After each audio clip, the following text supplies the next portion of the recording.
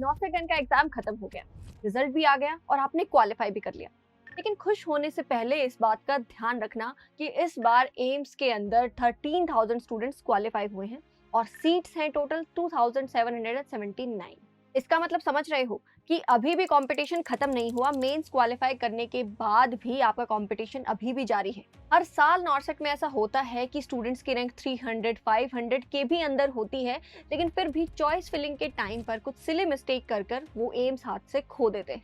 और वहीं दूसरी तरफ रैंक 1000 वाला बच्चा भी स्मार्ट तरीके से चॉइस फिलिंग करके अपना ड्रीम एम्स पा लेता है। याद रखना, एक बार आपने चॉइस फिलिंग की सीट सेलेक्ट कर ली और उसके बाद लॉक करके सबमिट कर दिया, तो उसके बाद एम्स आपको कभी चेंज करने का दूसरा चांस नहीं देगा। इसलिए आज की वीडियो में हम बात करेंगे कि चॉइस फिलिंग करते टाइम कौन सी गलतियां हैं जो आपको बिल्कुल भी नहीं करनी है, एंड सीट डिस्ट्रीब्यूशन भी मैं आपको बता दूंगी कि इस बार किस एम्स के अंदर या किस इंस्टीट्यूट के अंदर कितनी सीट्स आपके सामने रहने वाली हैं। तो अगर आपको आपका मनपसंद एम्स चाहिए और चॉइस फिलिंग बहुत अच्छे से करनी है बिना किसी गलती के, तो फिर ये वीडियो बहुत ध्यान से देखना। चलिए शुरू करते हैं। इस बार जो सीट्स हमारे पास रहने वाली हैं उनकी मैट्रिक्स समझने से पहले हमारे लिए ये इंपॉर्टेंट है कि हम जान लें कि क्या इंपॉर्टेंट डेट्स हमारे लिए रहने वाली है ना। जैसे कि 25 मई से आपके सामने जो चॉइस फिलिंग की विंडो है वो ओपन हो जाएगी। That is very crucial window. अगर आप उससे लेट हो गए तो फिर उसके बाद आप फिल नहीं कर पाओगे। तो इस बार जो रिजल्ट आया था नॉर्सेट एंड मेंस का, उसके अंदर डेट्स क्लियर मेंशन करी गई थी कि 25 मई से लेकर चॉइस फिलिंग स्टार्ट हो जाएगी। और रहेगा कब तक ये विंडो ओपन? 2 जून तक रहेगा। 2 जून अप टू 5 PM। इससे लेट आपको नहीं होना है। अदर देन दैट एक और इम्पॉर्टेंट इन्फॉर्मेशन इन्होंने यहाँ पे हाईलाइट की थी कि 20 मई को ये लोग पब्लिश कर देंगे फाइनल जो एम्स की लिस्ट रहने वाली है, सीट की लिस्ट रहने वाली है। लेकिन अभी तक ऐसा कुछ भी अपडेट नहीं हुआ है। एंड जो लास्ट अपडेटेड सीट्स हमारे पास हैं वो अप्रैल की ही सीट्स हैं, 10 अप्रैल को जो आया था। तो अभी आज की वीडियो में हम वही डिस्कस करने वाले हैं। बट इफ आज के बाद से या 25 तक मतलब कुछ भी अगर एक्स्ट्रा पब्लिश होता है तो हम आपको इन्फॉर्म कर देंगे और आपको उसी के हिसाब से चॉइस फिलिंग करनी है। तो चलिए स्टार्ट करते हैं इस वीडियो को। सबसे पहले आपको ये अंडरस्टैंड करना है कि कितने स्टूडेंट्स हैं जिन्होंने मेंस क्वालिफाई किया है, आप वहां पर कहाँ स्टैंड करते हैं, कितनी हमारे पास सीट्स हैं। उससे आप ये समझ पाओगे कि अभी भी कंपटीशन कितना हाई है। हमने मेंस क्वालिफाई कर लिया, लिस्ट में हमारा रोल नंबर दिख गया, लेकिन बेटा आपको ये भी समझना पड़ेगा कि अभी भी लड़ाई पूरी तरीके से आपने जीती नहीं है। अभी भी काफी आप इस चीज से समझ के देखो, जितनी सीट्स हैं उसके 5 गुना बच्चों को सिलेक्ट किया गया है। ठीक है, 5 टाइम्स स्टूडेंट्स है ना, तो फिर उतना ही कम चांसेस हैं सिलेक्शन के फिलहाल भी एम्स मिलने के। टोटल हमारे पास जो अपडेटेड सीट्स थी उसके बाद इतनी ही सीट्स हैं, है ना। अराउंड 2500 से लेकर 3000 के बीच की एग्जैक्ट सीट्स हमारे पास हैं। लेकिन क्वालिफाई किया है अप्रॉक्स 13,900 बच्चों ने क्वालिफाई किया है। तो जो हमारा कंपटीशन है वो भी इसी तरीके से रहेगा। इसीलिए आपको बहुत सारी चीजों का ध्यान रखना है ना। 80-20 रेशो हमारे लिए यहाँ ध्यान रखना बहुत ज़रूरी है, क्योंकि जितने भी हमारे मेल कैंडिडेट्स हैं, उनकी जो भी सीट का डिस्ट्रीब्यूशन रहेगा या उनके सिलेक्शन के जो भी चांसेस रहेंगे, वो फीमेल कैंडिडेट से बिल्कुल ही अलग रहेंगे, है ना। क्योंकि 80% सीट हमारी सारी की सारी फीमेल्स के पास जाएँगी, मेजॉरिटी ऑफ सीट उनको मिल जाएगा और ज़्यादा चांसेस हैं कि उन्हें अपना मनपसंद एम्स मिल जाए, चाहे हो सकता है वो आपसे थोड़ा पीछे के रैंक में हो, है ना। फॉर एग्जाम्पल कोई ओबीसी में फीमेल है, उसकी रैंक अराउंड 1000 भी आ रही है, तो उसको भी उसकी मनपसंद एम्स मिलने के चांसेस हैं, बजाय कि कोई लड़का है और उसका ओबीसी में बहुत स्टार्टिंग में भी रैंक आ रही है, तो हो सकता है शायद आपको शुरुआत की चॉइसेस डाली हुई आपका एम्स ना भी मिले। तो उसमें निराश नहीं होना है, आपको काफी सोच समझकर अपनी चॉइसेस फिल करनी है। तो देख लेते हैं इस बार वैकेंसी वॉल्यूम के हिसाब से कौन से टॉप 5 इंस्टीट्यूशन हमारे पास रहने वाले हैं। क्योंकि देखो, जितनी ज़्यादा सीट्स होंगी उतने ज़्यादा आपके सिलेक्शन के चांसेस होंगे। तो जब भी आप चॉइस फिलिंग करो तो ये तो देखना ही है कि आपके लिए क्या फिजिबल रह रहा है, या फिर आप जहाँ रहते हैं उससे कौन-सा इंस्टीट्यूट पास पड़ रहा है, आपको कौन-सी सिटी अच्छी लगती है। अदर देन दैट ये भी देख लेना कि वहाँ पे नंबर कितना है ना? हो सकता है कि आप शुरुआत में सारी ऐसी ही सीट्स आपने डाल दी और आपने सपने सजा लिए कि मैंने तो फर्स्ट प्रायोरिटी पे एम्स ऋषिकेश डाला है, मुझे तो मिल ही जाएगा। पहले ये भी देखना पड़ेगा ऋषिकेश में सीट्स कितनी है ना? जैसे इस बार सबसे ज़्यादा जो सीट्स हैं हमारे पास वो जिपमर में है, कराईकल, और उसके बाद है एम्स न्यू दिल्ली। 282 सीट्स हैं इस बार टोटल। इसमें कैटेगरी वाइज़ डिफरेंशिएशन मैंने नहीं बताया है। नेक्स्ट हमारे पास ईएसआईसी न्यू दिल्ली के अंदर हैं सीट्स, 219 सीट्स हैं। फिर है बेटा एम्स कल्याणी के अंदर सीट्स हैं 205, एंड एम्स गोरखपुर के अंदर हैं 203 सीट्स।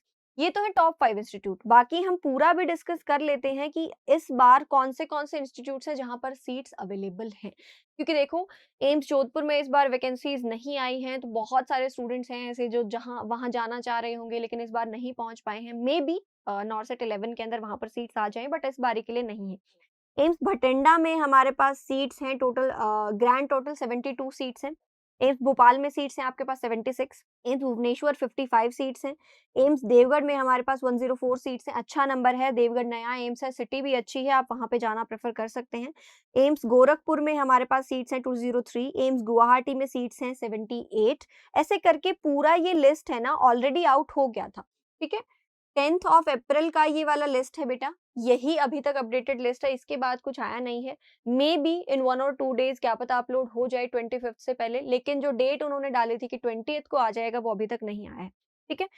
इसमें देखो एम्स ऋषिकेश में जैसे इस बार इतना ज़्यादा अच्छा नंबर नहीं है, 64 ही सीट्स हैं टोटल, तो टोटल हमारे पास बन रहा है ये नंबर 2779, ठीक है? तो आपको यहाँ पे काफ़ी चीज़ों का ध्यान रखना पड़ेगा। सबसे पहले तो आप ये देखो कि आपके आस-पास कौन-सा इंस्टीट्यूट पड़ रहा है ना? अपनी फैमिली की प्रेफ़रेंसेस भी बहुत सारे बच्चों को देखनी पड़ती है कि फैमिली क्या चाह रही है, वो किस इंस्टीट्यूट में जाएँ। बहुत बार हमें ये भी देखना पड़ता है वहाँ क्लाइमेट कैसा होगा, है ना? फॉर एग्ज़ाम्पल कोई बच्चा हमेशा से नॉर्थ में रहा है, उसके लिए साउथ में जाके रहना शायद थोड़ा टफ़ पड़ सकता है। मेबी फूड हैबिट्स की वजह से, मेबी लैंग्वेज बैरियर की वजह से, बहुत सारे फैक्टर्स रहेंगे, तो चॉइस फिलिंग करते टाइम उसको ध्यान रखना, क्योंकि एक टाइम आपने फिल कर दिया और आपने ऑप्ट कर लिया, फिर आप उसे चेंज नहीं कर पाएँगे। एम्स के अंदर ट्रांसफर पॉलिसी नहीं होती है, अगर एक बार आप जॉइन कर लिया तो आपको फिर उसी इंस्टीट्यूट में ही सर्व करना होगा, अनटिल एंड अनलेस आप फिर से क्वालिफाई करके नॉरसेट फिर से रैंक लाके फिर से चेंज करते हो, है ना? तो फिर आपको वही रखना होगा, ठीक है? जो अपडेट इस बार आई थी, एक बार मैं वो भी आपको बता देती हूँ कि न्यूली अपडेट इंस्टीट्यूट्स हमारे कौन से थे। एलएचएमसी और एसएसकेएच में 72 सीट्स आई थी, जो नया ओपन हुआ है। डॉक्टर आरएमएल हॉस्पिटल में 24 थी और केएससीएच में भी 2 सीट आई थी। कैपेसिटी इंक्रीज़ हुई है इस बार एम्स मंगलापुरी और एम्स नागपुर के अंदर सीट्स जो हैं वो एक्सपैंड हुई थी, यानी टोटल वहाँ पे 192 हो गई और एम्स नागपुर में 80 सीट्स कर दी गई थी। मेन यही हमारा जो कैपेसिटी इंक्रीज़ हुई थी, इसीलिए थोड़ा-सा सीट का नंबर जो है वो बढ़ गया था। तो मंगलागिरी और नागपुर में ही ये इंक्रीज़ आया था, ठीक है? मेजर। तो आपको ये भी ध्यान रखना है, जैसे ऐसा रहता है कि जो नए इंस्टीट्यूट्स रहते हैं या जहाँ पर सीट्स एनहांस होती हैं, नए इंस्टीट्यूट के अंदर थोड़ा-सा कट ऑफ ना ऊपर-नीचे रहता है, वेरिएबल रहता है। तो अगर आप थोड़ा-सा रिस्क टेकिंग पर्सनैलिटी और आपको लग रहा है कि मैं दूर जाके भी रह तो ट्राई करो नए इंस्टीट्यूट्स को प्रेफ़र करने का। वहाँ पे प्रमोशन भी आपको जल्दी मिलेगा, रेदर देन बहुत पुराने में जाओगे तो प्रमोशन के चांसेस और जो आपको एक्स्ट्रा बेनिफिट्स बाद में रहेंगे, ग्रोथ के चांसेस वो थोड़े से सबसाइड हो जाते हैं। ठीक है बेटा? चलिए, इसके बाद आता है कि आपको अपनी चॉइस करनी कैसे है ना? तो अब थोड़ा-सा एग्ज़ाम्पल लेके इस चीज़ को समझ के देखते हैं। फॉर एग्ज़ाम्पल एक बच्चा है जो कि हमेशा से साउथ में ही रहा है, ठीक है? साउथ का ही स्टूडेंट का एग्ज़ाम्पल लेके चलते हैं एंड उसकी रैंक बहुत ही अच्छी आ गई सोचो, या फिर हम अंडर 500 रैंक इमेजिन में करके चल लेती हूँ। तो भी टॉप टायर जो एस्पिरेंट्स रहते हैं ना, वो हमेशा टॉप एम्स को चूज़ करते हैं। जैसे कि एम्स न्यू दिल्ली, हर एक बच्चे की फर्स्ट प्रायोरिटी रहता है कि मुझे वहीं पर जाना है। लेकिन इफ आपको दिल्ली जैसी सिटी में रहना सूट करता है, तो ही आपको वहाँ जाना चाहिए, है ना? आपको दोनों चीज़ें देखनी होगी, इंस्टीट्यूट्स कहाँ पर है ना?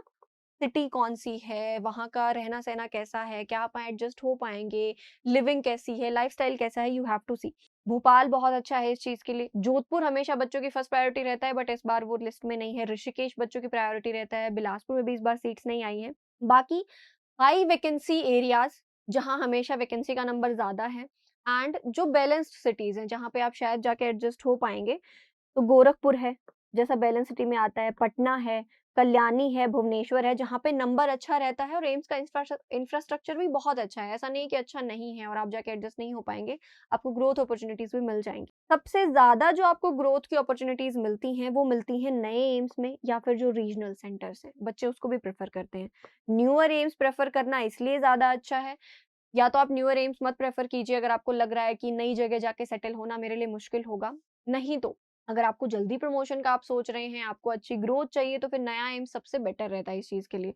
जैसे देवगढ़ है, इट इज़ न्यू, गुवाहाटी है, विजयपुर है ना? मदुरई है, तो य ये नया सेटअप है, रीजनल लोकेशन है, तो इतना आपको कुछ ज़्यादा प्रॉब्लम आती नहीं है, लेकिन जिन बच्चों की रैंक हल्की-सी पीछे लाई कर रही है, है ना? तो उनके लिए ये वाली सबसे सेफ चॉइसेस रहेंगी, क्योंकि अगर आपका रैंक थोड़ा-सा 1000 नंबर में आ रहा है, पीछे जा रहा है, तो कैटेगरी के हिसाब से जो आपकी सेफ रैंक रह सकती है, उसके लिए वीडियो तो वी हैव ऑलरेडी अपलोडेड, वो भी आप जाके एक बार देख सकते हो। नहीं तो अभी 25th से चॉइसेस स्टार्ट हो जाएँगी। बिल्कुल एक बारी के लिए ये सब भूल जाओ, कितनी सीट्स हैं, तुम्हारी कितनी रैंक है, अपनी चॉइसेस को उस तरीके से फिल करो जैसा तुम चाहते है ना? तुम जहाँ जाना चाहते हो उस तरीके से। और कुछ मिस्टेक्स ऐसी रहती हैं जो हमें कभी नहीं करनी है ना? जो मैंने तुम्हें वीडियो के स्टार्टिंग में बोला था कि मैं तुम्हें कुछ ऐसी गलतियाँ बताऊँगी जो चॉइस फिलिंग के टाइम आपको नहीं करनी होती है, तो वो कौन-सी गलतियाँ? देखो, एक एग्ज़ाम्पल मुझे भी ऐसा याद आ रहा है, प्रीवियस से प्रीवियस नॉरसेट का एक एग्ज़ाम्पल है जिसमें स्टूडेंट की रैंक थी 800, है ना? अच्छी रैंक है काफ़ी, बहुत आराम से एम्स मिल सकता था। लेकिन कभी हम सोच सकते हैं ओवर कॉन्फिडेंस में, या फिर हमने अच्छे से सोचा नहीं चॉइस फिल करने से पहले, तो उसने क्या किया कि शुरुआत के सिर्फ 3 ही चॉइसेस डाली और उसके बाद की एम्स को चॉइस में फिल ही नहीं किया। इस बात को याद रखो, एक बार आपने चॉइसेस टिक कर दी, सेव करके सबमिट कर दिया, उसके बाद आप उसे चेंज नहीं कर सकते। तो उस रैंक की वजह से मेल कैंडिडेट में 800 रैंक थी यूआर में, तो क्या हुआ, हल्का-सा ऊपर-नीचे हुआ, है ना? और जो 3 उसने इंस्टीट्यूट डाले थे, वहाँ पे सीट्स उसे नहीं मिली यूआर में। बाकी वो डालता तो उसे मिल सकती थी। तो फिर एम्स में वापस आप इसको नॉरसेट का पैटर्न ऐसा है कि आप वापस से फिर रीअप्लाई कुछ नहीं कर सकते हो। एक बार वो मौका आपके हाथ से गया तो गया, फिर आपको नेक्स्ट नॉरसेट में ट्राई करना होगा। तो कुछ गलतियाँ ऐसी हैं जो अपने को नहीं करनी है। कुछ क्रूशियल डॉक्यूमेंट्स भी हैं बेटा, जो आपको हमेशा अपने पास रखने हैं। कुछ जनरल डॉक्यूमेंट हैं जो हर एक बच्चे को रखने हैं, लेकिन कुछ रहते हैं हमारे डॉक्यूमेंट्स जो कैटेगरी के लिए इम्पोर्टेंट है, ठीक है? सिर्फ वो बच्चे जो स्पेसिफिकली कैटेगरी से, फॉर एग्जांपल आप ओबीसी से हैं, ईडब्ल्यूएस से हैं, एससी कैटेगरी है, एसटी कैटेगरी है, तो आपका जो भी कैटेगरी सर्टिफिकेट है, वो वैलिड होना चाहिए, नए फाइनेंशियल ईयर का होना चाहिए, ठीक है? न्यू फाइनेंशियल ईयर होना चाहिए, सेंट्रल गवर्नमेंट का फॉर्मेट होना चाहिए, तो ही एक्सेप्ट होगा, क्योंकि ईडब्ल्यूएस भी 2 फॉर्मेट में बनता है, एक स्टेट का, एक सेंटर का। स्टेट वाला मत अपलोड करना। बहुत बार ऐसा रहता है, जो डीवी का प्रोसेस रहता है, डॉक्यूमेंट वेरिफिकेशन, कुछ एम्स ऐसे रहते हैं ऑनलाइन कराते हैं, कुछ एम्स रहते हैं ऑफलाइन कराते हैं। तो आपको सेंट्रल गवर्नमेंट वाला ही अपना सर्टिफिकेट अपलोड करना है। कैटेगरी सर्टिफिकेट बहुत इंपॉर्टेंट है, अगर आप वो नहीं सबमिट कर पाते हो टाइम से, तो शायद आप कैटेगरी में कंसीडर ना हो, या तो यूआर में कंसीडर हो, या फिर पूरा कैंसल भी करा जा सकता है कैंडिडेचर आपका, ठीक है? अदर देन दैट कुछ मैंडेटरी डॉक्यूमेंट्स हैं जो हर एक बच्चे को अपने पास रेडी रखने हैं। सबसे पहले तो आपके एडमिनिस्ट्रेटिव वाले डॉक्यूमेंट्स जो आपके नॉर्सेट 10 से रिलेटेड हैं। नॉर्सेट 10 आपका एडमिट कार्ड आपके साइन के साथ, और आपका 10th का इसमें डीएमसी लगता है, other than that birth certificate लग सकता है, तो डेट ऑफ बर्थ का प्रूफ होना चाहिए। ये बेसिक डॉक्यूमेंट रिक्वायर्ड है। उसके अलावा जो आपने बीएससी नर्सिंग डिग्री की है या जीएनएम का डिप्लोमा किया है, एंड साथ में आपका रजिस्ट्रेशन सर्टिफिकेट, ये डॉक्यूमेंट्स आपके पास ज़रूर होने चाहिए, ठीक है? ये आपको नेक्स्ट स्टेप के लिए रेडी रखने हैं। चॉइस फिलिंग के बाद आपके पास नोटिफिकेशन आ जाएगा किस एम्स की डीवी आपको ऑफलाइन जाकर करानी है, या फिर हो सकता है किसी एम्स की डीवी ऑनलाइन हो रही है। मोस्ट ऑफ अब सब ऑनलाइन हो जाता है। तो ऑनलाइन जो-जो वो डॉक्यूमेंट्स रिक्वायर्ड होंगे आपको सबमिट करने होंगे, ठीक है? Other than that experience certificate हमारा रिक्वायर्ड रहेगा जीएनएम कैंडिडेट्स के लिए, जिनके पास 2 साल का एक्सपीरियंस है 50 बेडेड हॉस्पिटल में, तो वो एक्सपीरियंस सर्टिफिकेट लेजिट वाला प्रॉपर डॉक्यूमेंटेशन के साथ वो भी आपको रेडी रखना है, वो भी आपको अपलोड करना होगा, ठीक है? तो अभी तक हमने ये डिस्कस कर लिया है क्या-क्या सीट्स रहने वाली हैं, ठीक है? एक बार वापस से भी आप चेक कर सकते हो कि 2779 जो सीट्स हैं, किस एम्स में कितनी सीट है, आप कहाँ जाना प्रेफ़र करोगे? अपनी प्रेफ़रेंस कुछ चीज़ों के बेसिस पर आप रख सकते हो। प्रेफ़रेंस मैं बता देती हूँ किस बेसिस पर रहती है। आपका बर्थ प्लेस क्या है, नेटिव प्लेस क्या है, आप कहाँ रहते हो उसके हिसाब से। आपकी सिटी चॉइस कैसी है ना? आपको किस तरीके का वेदर पसंद है, किस सिटी में आप मूव करना पसंद करेंगे, क्योंकि लॉन्ग टर्म में सोच के चलना है। ऐसा मत सोच के चलना कि अभी चला जाता हूँ, 6 महीने बाद फिर से चेंज कर लूँगा। थोड़ा-सा मुश्किल होता है जॉब के साथ वापस प्रिपेयर करना। एक तो सैलरी आनी शुरू हो जाएगी, मोटिवेशन थोड़ा डाउन चला जाता है। तो थोड़ा-सा लॉन्ग टर्म का सोच के चलना कि आप उस सिटी में एडजस्ट हो पाएँगे क्या, है ना? अगर आपका सिलेक्शन आपके घर से दूर जा रहा है, तो क्या आप कौन से सिटी में रहना प्रेफ़र करेंगे? लैंग्वेज बैरियर तो आप क्या टैकल कर पाएँगे, है ना? खाना किस तरीके का रहेगा? बहुत सारी पर्सनल चॉइसेस रहती हैं, जो बहुत हैम्पर करती हैं इस चीज़ को, तो वो सब भी आपको सोच के चलना है। अपनी रैंक के हिसाब से सोचना है, 80-20 रेशियो को दिमाग में रखना है ना? सारे जितने इम्पोर्टेंट चीज़ें हैं, वो सब सोचकर 25th ऑफ मई से विंडो ओपन हो जाएगी। डिले मत करना, 2nd ऑफ जून तक ही है, ज़्यादा टाइम मिलेगा नहीं, 1 वीक का ही टाइम मिल रहा है। इस 1 वीक के अंदर आपको चॉइसेस फिल कर देनी है।